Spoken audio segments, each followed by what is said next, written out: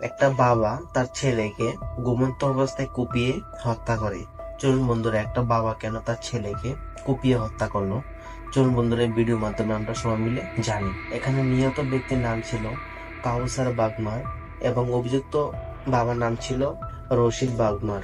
ঘটনাটি ঘটে গাজীপুরের কালীগঞ্জ গ্রামে। যেদিন ঘটনাটা ঘটে সেদিন ছিল 3 তারিখ এপ্রিল মাস। স্থানীয়রা কাছ থেকে জানা গিয়েছে যে কাউসার বাগমার সে কিছুদিন আগেই সৌদি আরব থেকে বাড়িতে ফিরেন। সৌদি আরব থেকে বাড়িতে ফেরার পর সে মদ্যপানের সঙ্গে যুক্ত হয়ে যায়। তারপর থেকে সে সবসময় মদ্যপান করে বাড়িতে আসতে থাকে। বিভিন্ন সময় মদ্যপানে টাকার জন্য বাড়িতে ভাঙচুর এবং বাবা ও মায়ের সাথে অত্যাচার করত। রশিদ বাগমারের 3 ছেলে 1 মেয়ে।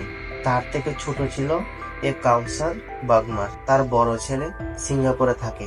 কাউসারের মা মুসলেমা বেগম বলেন, সে সবসময় মদ্যপান করত এবং মদ্যপানে টাকার জন্য বাড়িতে এসে ভাঙচুর এবং তার মা বাবাকে অত্যাচার করত এবং তার সাথে তার মদ্যপানের টাকার জন্য তার বাড়ির জমি বিক্রি করার জন্য অনেক চাপ দিতেন রশিদ বাগমারকে।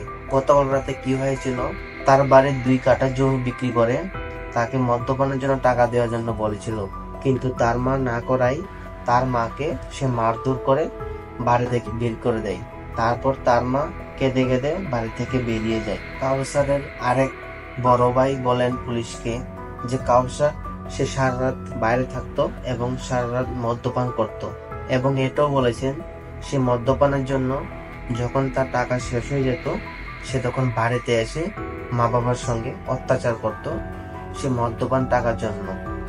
কিন্তু তার মা বাবা তার থেকে অনেক অনিষ্ট হয়ে গিয়েছে যে সে মদ্যপানের জন্য তার বাবা মার কাছে সবসময় এসে টাকা খুঁজতে থাকে। যেদিন ঘটনাটা ঘটে সেদিন ছিল বুধবার। কাউসার তার মাকে মারধর করে যখন বাড়ি থেকে বের করে দিয়েছিল তখন কাউসারের বাবা রশিদ বাগমার অনেক ক্ষেপে গিয়ে সে পরিকল্পনা করতে লাগলো যে এই অত্যাচার থেকে মুক্তি পাওয়া দরকার।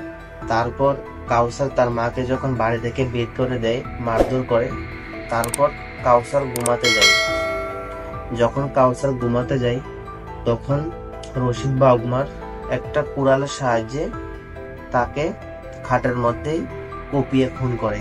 এই ঘটনা ঘটার পর কালীগঞ্জ থানার পুলিশ এসে রশিদ বাগমারকে গ্রেপ্তার করে এবং কাউসার বাগমারের লাশটাকে ময়নাতদন্তের জন্য মেডিকেল হসপিটালে পাঠিয়ে দেন এবং লাশের পাশাপাশি সেই কুড়ালটাকেও পুলিশ উদ্ধার করে।